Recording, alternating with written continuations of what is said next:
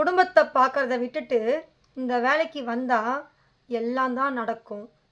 First உன் புருஷனை சொல்லணும். ஆம்பளை சார், என்ன நடக்கும்? என்னடா நடக்கும்? ஆம்பளைங்க வராங்க உள்ளே போகணும், ஆம்பளைங்க வராங்க நிற்கக்கூடாது, ஆம்பளைங்க வராங்க குனியணும், ஆம்பளைங்க வராங்க பணியணும்.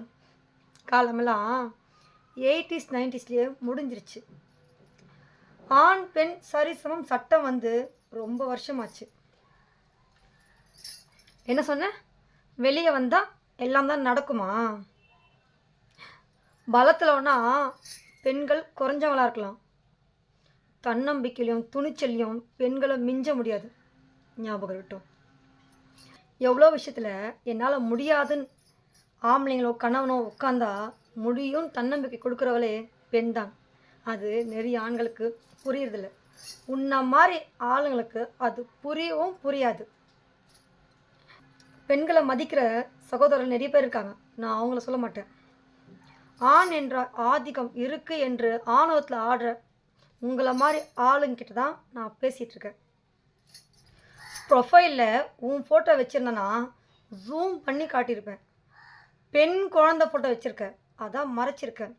பாராட்ட பெருமையாக பேசுவேன்னா அந்த இடத்துல பெண் இருக்கட்டும். உன்னை திட்டுற இடத்துல தான் பெண் குழந்தை இருக்கக்கூடாது, அதான் மறைச்சிருக்கேன்.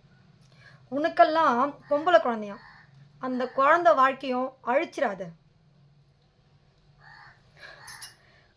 கல்யாணம் வர வரைக்கும் அப்பா அம்மா கையை ஏந்தணும், கல்யாணத்துக்கு அப்புறம் புருஷன் கையை ஏந்தணும், வயசானதுக்கப்புறம் பிள்ளைங்க 10 ரூபா கொடுப்பாங்களா, சாப்பாடு போடுவாங்களா ஏங்கணும்.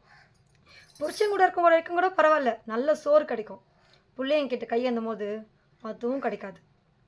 பெண்கள் வாழ்க்கை இப்படி அழியணுமா? ஏன் பெண்கள் வெளியே வந்து சொந்த காலம் நிற்கவே கூடாதா? என்ன சொன்ன? ஃபஸ்ட்டு உன் புருஷன்னு சொல்லணுமா? எப்பவுமே ஆண்கள் வெற்றிக்கு பின்னாடி தான் பெண் இருப்பா. ஒரு பெண்ணோட வெற்றிக்கு பின்னாடி ஆண் இருக்கானா அவனுக்கு சல்யூட் அடிக்கணும்.